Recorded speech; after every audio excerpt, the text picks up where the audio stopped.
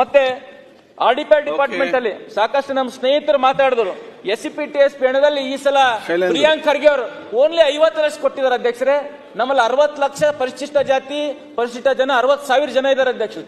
50 ಲಕ್ಷ ಅಂದ್ರೆ ಒಂದು CC road ಒಂದು ಅರ್ಧ ಕಿಲೋಮೀಟರ್ ಮುಗ್ದೇ ಹೋಗ್ತದೆ. ಯಾವಾಗ ಎದ್ರು ಪ್ರಿಯಾಂಕ್ ಖರ್ಗೆ ಅವರು ಸಿದ್ದರಾಮಯ್ಯನವರು ನಾವು ಬುದ್ಧ ಬಸವ ಅಂಬೇಡ್ಕರ್ ತತ್ವ ಪಾಲನೆ ಮಾಡ್ತೀನಿ ಅಂತಾರೆ. ಎಲ್ಲರಿಗೂ ಸರಿ ನೋಡ್ಬೇಕಂತ ಬುದ್ಧರು ಬಸವಣ್ಣವ್ರು ಹೇಳಿದ್ದಾರೆ. ಒಬ್ರಿಗೆ ಒಂದ್ ಕಣ್ಣಿಗೆ ಸುಣ್ಣ ಒಂದ್ ಕಣ್ಣಿಗೆ ಬೆಣ್ಣೆಯರು ನೋಡ್ತಾ ಇದ್ದಾರೆ.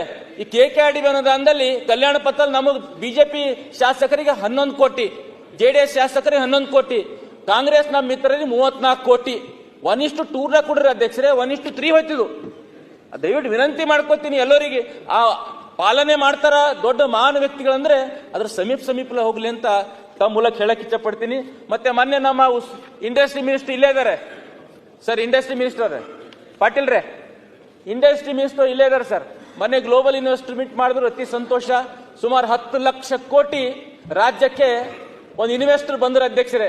ಸರಿ ಇದೆ, ಬಟ್ ನೀವು ಬಜೆಟ್ ಅನ್ನೋದಲ್ಲಿ ಇದಕ್ಕೆ ರೈತರಿಗೆ ಬೆಂಗಳೂರು ಸುತ್ತಮುತ್ತ ಸಾವಿರಾರು ಕೋಟಿ ನೀವು ಅಕ್ವಿಷನ್ ಮಾಡ್ತಾ ಇದ್ರಿ. ಅವ್ರಿಗೆ ಪೇಮೆಂಟ್ ಎಲ್ಲಿಂದ ಕೊಡ್ತೀರಿ? ಬಜೆಟ್ ಅಲ್ಲಿ ಆ ಡಿಪಾರ್ಟ್ಮೆಂಟ್ ಒಂದು ನಯ ಪೈಸೆ ಕೂಡ ಸಿದ್ದರಾಮಯ್ಯ ಕೊಟ್ಟಿಲ್ಲ.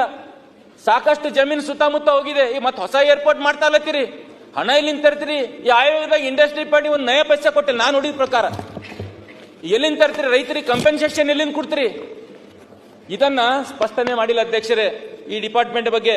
ಮತ್ತೆ ಯಾರು ಅಕ್ವಿಷನ್ ಮಾಡ್ತೀರಿ? ಆ ರೈತರ ಕುಟುಂಬಕ್ಕೆ ಜಾಬ್ ಗ್ಯಾರಂಟಿ ಕೊಡಬೇಕು ಅಧ್ಯಕ್ಷರೇ. ಈ ಮೊನ್ನೆ ಕಂಪ್ಲಿ ಶಾಸಕ ಗಣೇಶ್ ಅವರು ಹೇಳಿದ್ರು, ಹೊರಗಿನವ್ರಿಗೆ ತಂದು ನೀವು ಜಾಬ್ ಕೊಡ್ತೀರಿ, ಆ ಕುಟುಂಬ ಕೊಡ್ಬೇಕಲ್ಲ ಅಧ್ಯಕ್ಷರೇ. ಅವ್ರ ಸಂಬಂಧಪಟ್ಟ ಸ್ಕಿಲ್ ಅವ್ನು ಏನ್ ಓದಿರ್ತಾನೆ ಅದ್ರ ಬಗ್ಗೆ ಜಾಬ್ ಕೊಡ್ರಿ.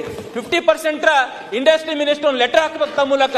ಪ್ರತಿಯೊಂದು ವಿದ್ಯಾರ್ಥಿನಿಯರು ಗೂಳೆ ಹೋಗ್ಬಾರ್ದು ಬೇರೆ ರಾಜ್ಯಕ್ಕಂದ್ರೆ 50% ಜಾಬ್ ಗ್ಯಾರಂಟಿ ಇಂಡಸ್ಟ್ರಿ ಮಿನಿಸ್ಟರ್ ಕೊಡ್ಬೇಕಂತ ಹೇಳಿ ನಮ್ ಜಿಲ್ಲೆಗೆ ಬರ್ಬೇಕಾದ್ರೆ ಕೊನೆಯದಾಗಿ ನನ್ನ ಜಿಲ್ಲೆಗೆ ಬರ್ತೀನಿ.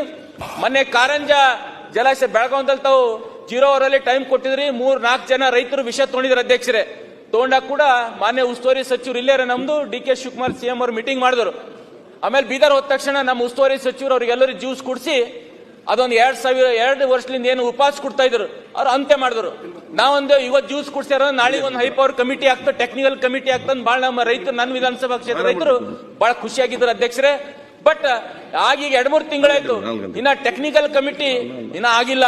ಅದು ಎಲ್ಲಿ ನಿಂತಿದೆ ನಮ್ಮ ಮೂಲಕ ನಾನು ಹೇಳಕ್ ಇಚ್ಛೆ ಪಡ್ತೀನಿ DK ಶಿವಕುಮಾರ್ ಅವರಿಗೆ ಮತ್ತೆ ನಮ್ಮ ಉಸ್ತುವಾರಿ ಸಚಿವರವರಿಗೆ. ಆದಷ್ಟು ಬೇಗ ಟೆಕ್ನಿಕಲ್ ಕಮಿಟಿ ಬೇಗನೆ ರಚನೆ ಮಾಡಿ ಪರಿಹಾರ ವಿತರಣೆ ನಮ್ಮ ರೈತರಿಗೆ ಕೊಡ್ಬೇಕಂತ ನಾನು ಹೇಳಕ್ ಇಚ್ಛೆ ಪಡ್ತೀನಿ ಅಧ್ಯಕ್ಷರೇ.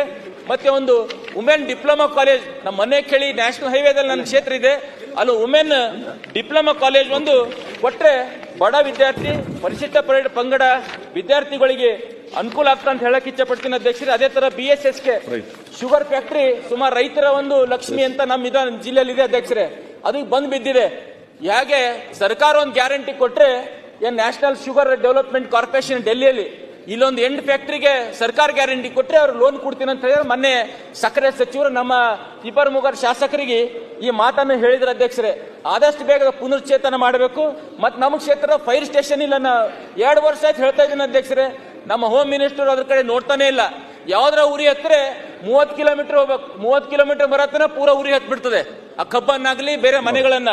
ಇದಾದಷ್ಟು ಬೇಗ ಮಾಡ್ಬೇಕಂತ ಹೇಳಕ್ ಇಚ್ಛೆ ಪಡ್ತೀನಿ. KKRDBಯಲ್ಲಿ ನಮ್ಮ ಕ್ಷೇತ್ರ ಕನ್ನೆ ಆಗಿದೆ. ಗೋವಿಂದರಾಜ್ ಅವರು ಎಲ್ಲಾ ಕ್ಷೇತ್ರಕ್ಕೆ ನ್ಯಾಯ ಕೊಟ್ಟಾರೆ. ಆ ಕಮಿಟಿ ಬೀದರ್ ದಕ್ಷಿಣ ಕ್ಷೇತ್ರ ಅನ್ಯಾಯ ಮಾಡಿದ ನಾನು ಬಹಳ ಸಲ ಹೇಳಿದ್ದೀನಿ.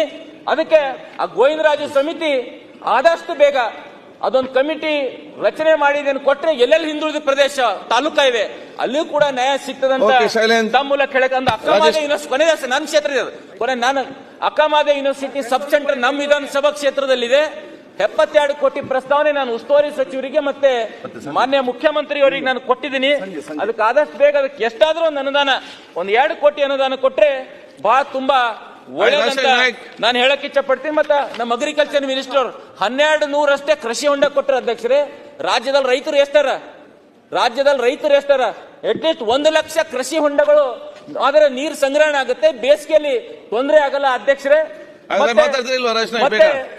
ಡಿಪಾರ್ಟ್ಮೆಂಟ್ ಅಲ್ಲಿ ನಮ್ಮ ಮೈನಾರಿಟಿ ಡಿಪಾರ್ಟ್ಮೆಂಟ್ ಅಲ್ಲಿ ಮೊನ್ನೆ ಮದುವೆಗೆ ನಮ್ಮ ಮೈನಾರಿಟಿ ವಧುವರರಿಗೆ 50,000 ಕೊಟ್ಟರೆ ಸಂತೋಷ. ಬಟ್ ಅದರಲ್ಲಿ ಲಿಂಗಾಯತರಲ್ಲೂ ಗರೀಬಿದ್ದಾರೆ, ಒಕ್ಕಲಿಗರು ಗರೀಬಿದ್ದಾರೆ, OBCಯಲ್ಲಿ ಗರೀಬಿದ್ದಾರೆ, ಯಾರ್ಯಾರು ಗರೀಬಾರೆ ಎಲ್ಲರಿಗೂ 50,000 ರೂಪಾಯಿ ಕೊಡ್ಬೇಕಂತ ನಾನು ಮಾನ್ಯ ಅಧ್ಯಕ್ಷರ ವಿನಂತಿ ಮಾಡಿ ಇದಕ್ಕೆಲ್ಲರ ಸದಸ್ಯರ ಸಹಮತ ಇದೆ ಅಂತ ತಿಳ್ಕೊಂಡು ನಾನು ಹೇಳಕ್ ಇಚ್ಛೆ ಪಡ್ತೀನಿ. ಕಾಂಗ್ರೆಸ್ನವರು ಸಹಮತ ಮಾಡಬೇಕು, ಎಲ್ಲಾ ಸಮುದಾಯದವರಿಗೆ ಆಗುತ್ತೆ ಅಂತ ಹೇಳಿ.